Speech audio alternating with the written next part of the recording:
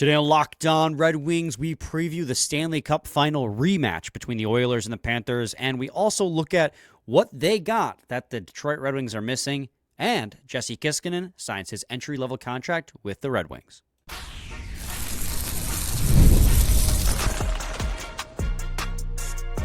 You're Locked On Red Wings, your daily podcast on the Detroit Red Wings, part of the Locked On Podcast Network, your team every day. Welcome back to the Locked On Red Wings podcast. We are your hosts, Brian Fisher and Scotty Bentley. Scotty's the host over at Locked On Tigers, as well as a sports writer for CNG Newspapers, while I am a color commentator for Oakland University ACHA D1 Men's Hockey. I want to thank you guys for making us your first listen every single day, part of the Locked On Podcast Network, your team every day. Scotty, take a little break from possible trade scenarios and free agent scenarios and draft profiles, because that is the month we are in. May and June is just that's the season for us. Tis the season. Tis the season for off-season content. To talk about the Stanley Cup Final, which is set to start tonight by the time people are listening to this. And it's honestly, I think it might be one of the most anticipated Stanley Cup Finals in a while, just simply because of the rematch between the Edmonton Oilers and the Florida Panthers, two teams that largely stayed the same between last year and this year, went full 7 games last season, Florida winning the first 3, Edmonton winning the next 3, coming down to Game 7. Scotty, my question for you is a simple one. Who you got in the series? Yeah, man. This is one, I think you put it best yesterday when we talked about it off air, where this is kind of a situation where my heart, I think, wants Edmonton, but I will be taking Florida. And honestly, I would even go as far to say I'll take Florida in fewer than 7 games this time around. I think Panthers in 6 is kind of the direction I'm leaning. And I kind of hope I'm wrong. I don't know. I really enjoy the fact that Canada hasn't won a cup in ages. And like that would end. But at the same time, I do want McDavid to get a ring. I don't really care for the interdivision rival Florida Panthers. Like there's a lot of kind of factors pulling in every which way. So I don't know. We'll kind of see how it plays out, obviously. But I think in terms of what I expect to happen, I'm kind of leaning towards Florida, and Florida in I don't want to say like dominant, like I don't think they're going to like sweep them, but I don't even think it goes 7 this year.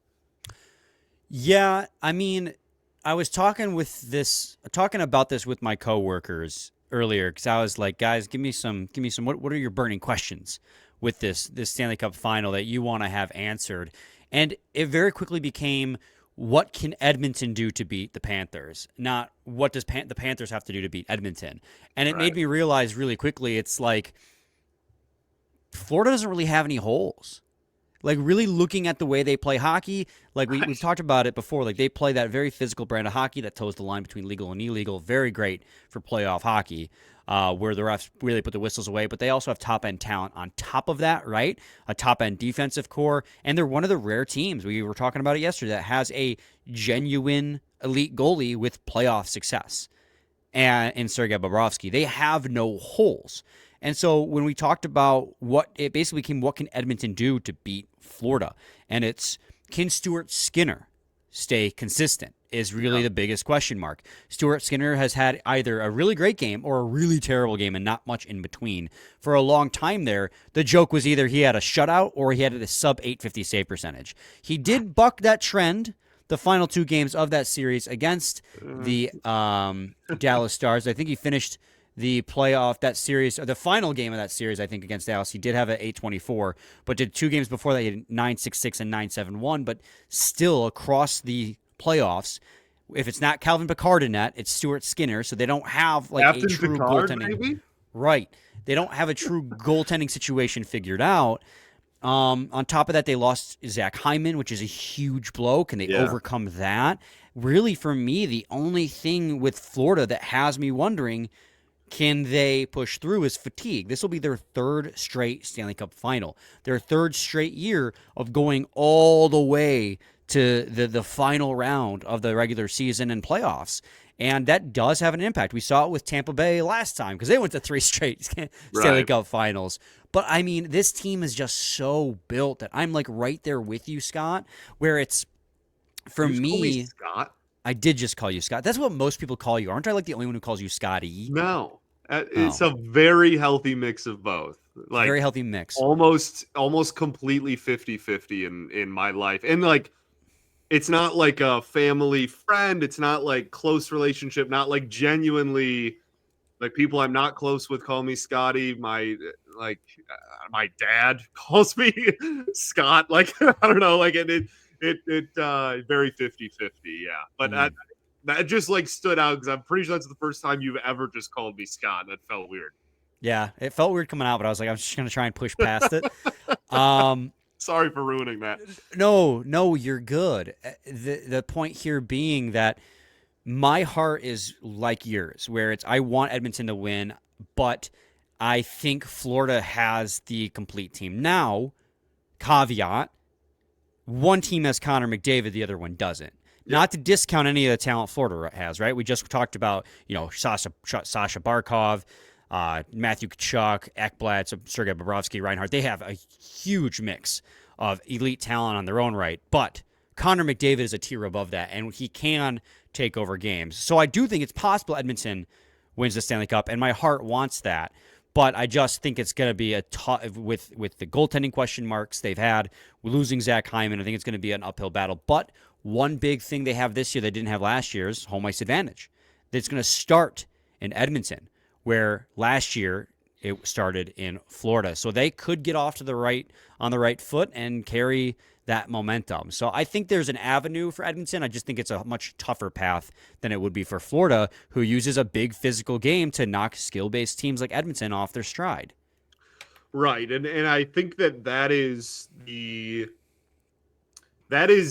fun entertainment value in this matchup. And we saw it last year, but now I almost feel like we're going to see it more highlighted this year. Is like, this is pretty much the epitome of strength versus skill, or like physicality versus skill, right? Like you have, and that's not to say that the Panthers are just like a bunch of, enforcers and bruisers. Like they obviously have incredible skill, but that is one of the more physical teams in the entire league against maybe like inarguably the most skilled team in the league when you're just talking about top end skill and talent. So I think that's what makes this matchup fun. I enjoy the fact that it's kind of like a modern rivalry across conferences. You don't see that too often just with how the conferences and schedules are laid out. So that's kind of cool that, there's history there now. Like this is something that I don't want to say is like expected, but certainly wasn't ever far-fetched. Was a rematch was never far-fetched. And yeah, I think, when you bring up fatigue, I think it's obviously fair just because they've played the most games, right, over the last 3 years when compared to the rest of the NHL. But at the same time, like, unless the fatigue just hits them out of nowhere, they certainly haven't shown any so far. Right. Like they just absolutely dismantled the Hurricanes in the Eastern Conference Final. And the fact that it wasn't a sweep is honestly more surprising than anything else. Like they absolutely obliterated them. So if they are going to show some fatigue, we haven't seen it yet, and it's going to be completely out of the blue. Right, and you could almost make the same argument for Edmonton. This will be the second straight year they've made to the Cup Final. Obviously, Florida, that's 3 full seasons of the Cup Final, so you would expect it more there, but I agree, you don't really see it with Florida.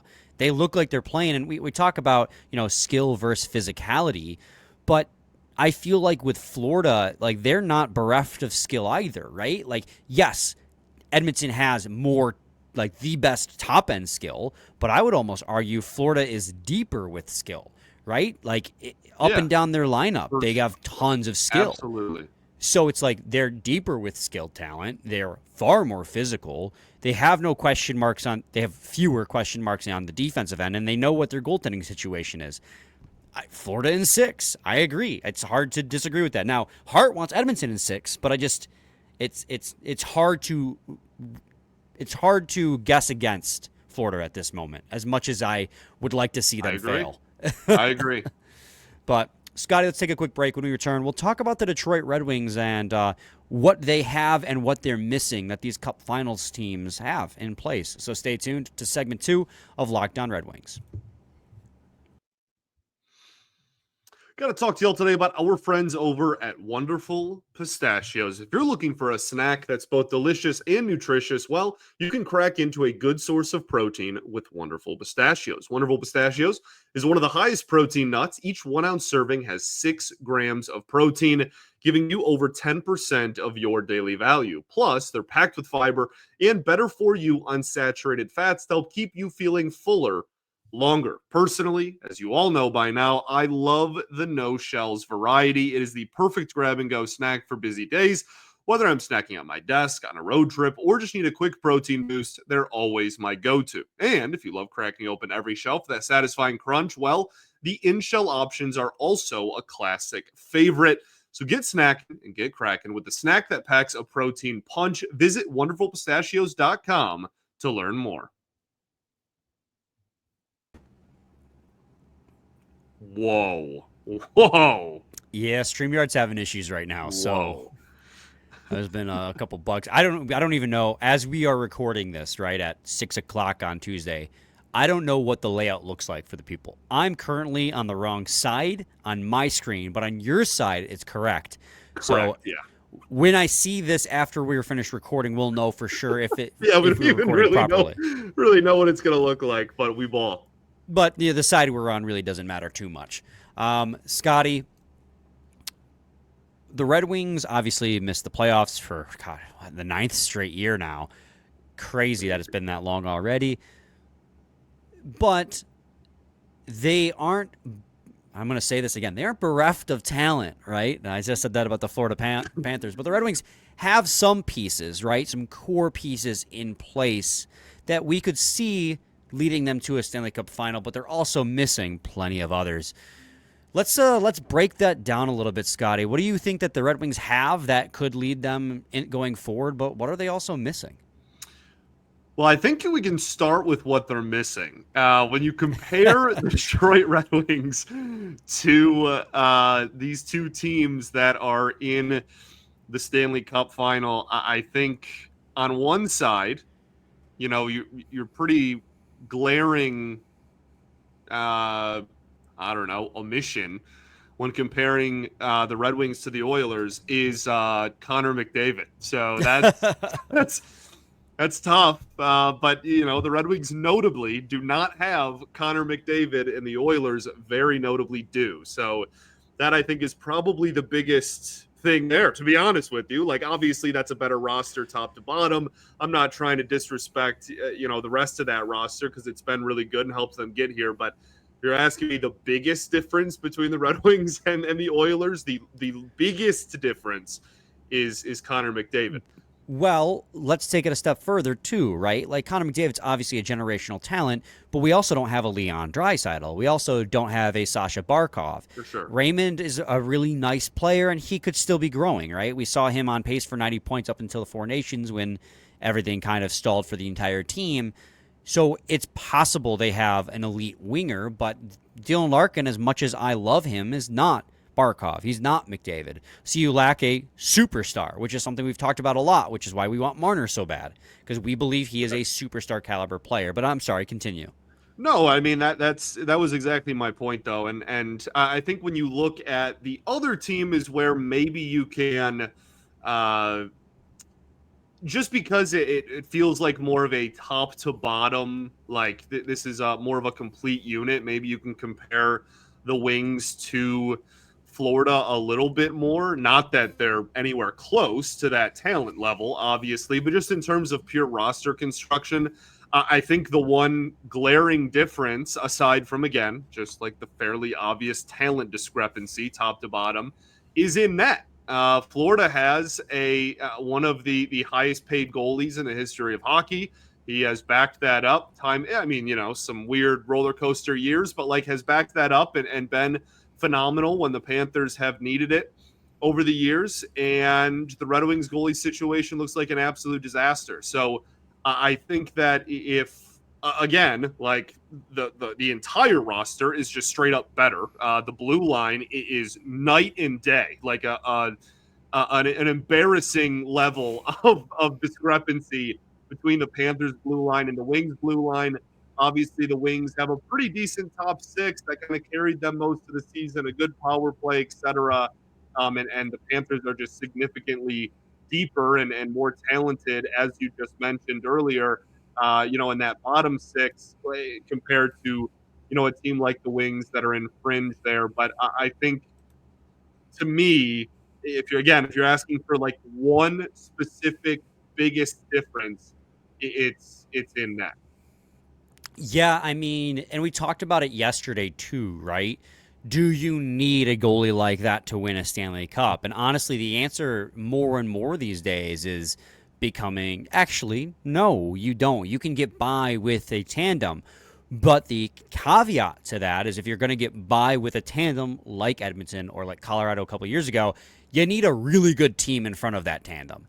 Edmonton has really good team in front of that tandem, led by the best player on the planet and probably the second best player on the planet currently. Right. Yeah, real argument.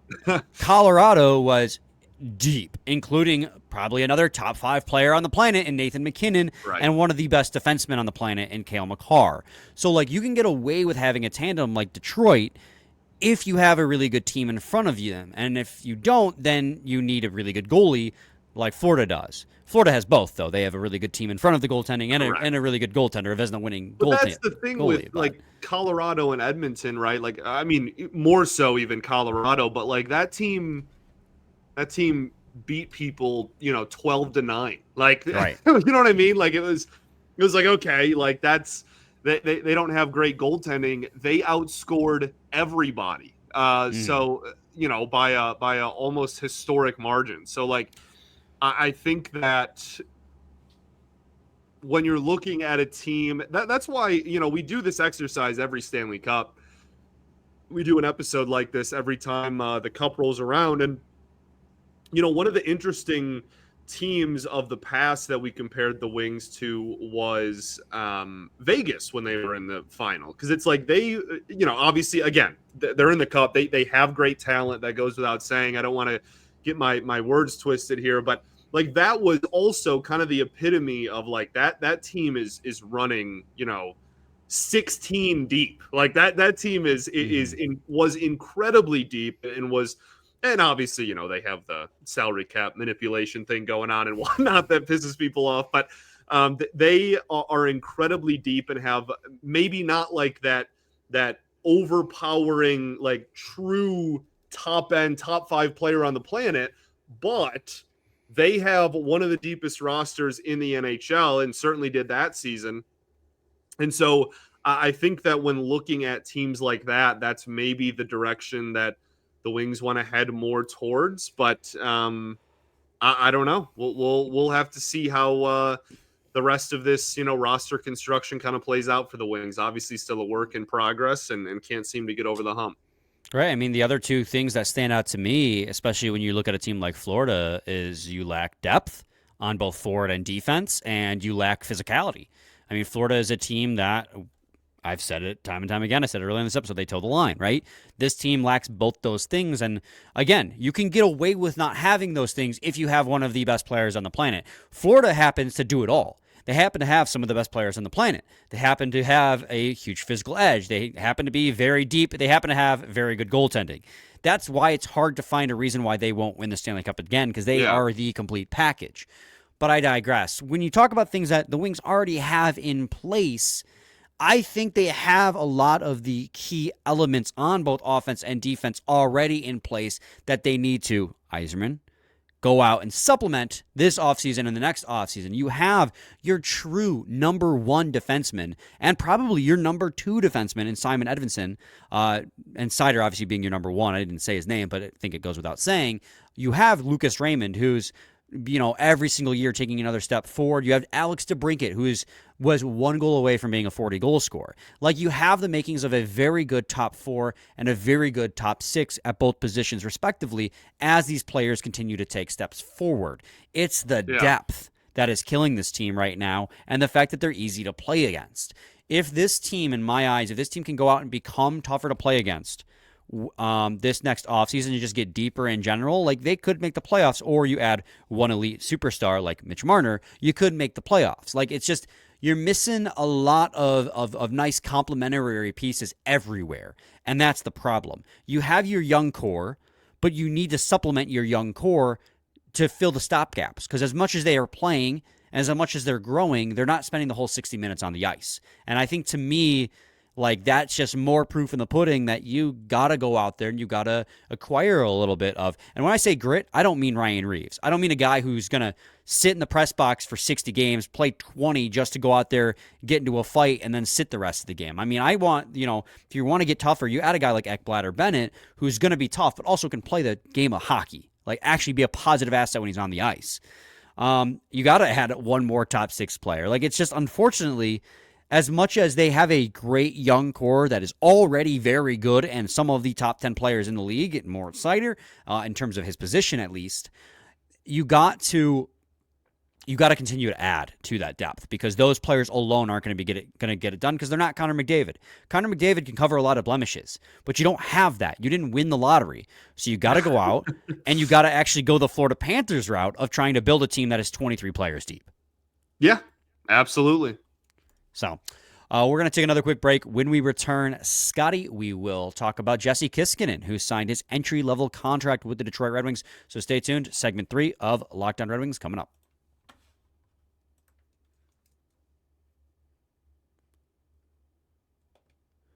Segment 3, Locked On Red Wings podcast. All right, Scotty, Jesse Kiiskinen was acquired by the Detroit Red Wings last June 25th. It was the precursor trade to the infamous Jake Wallman trade. We traded Andrew Gibson, a good defensive prospect. Actually broke the news on the call with Carter Mazur. Yeah. That was interesting.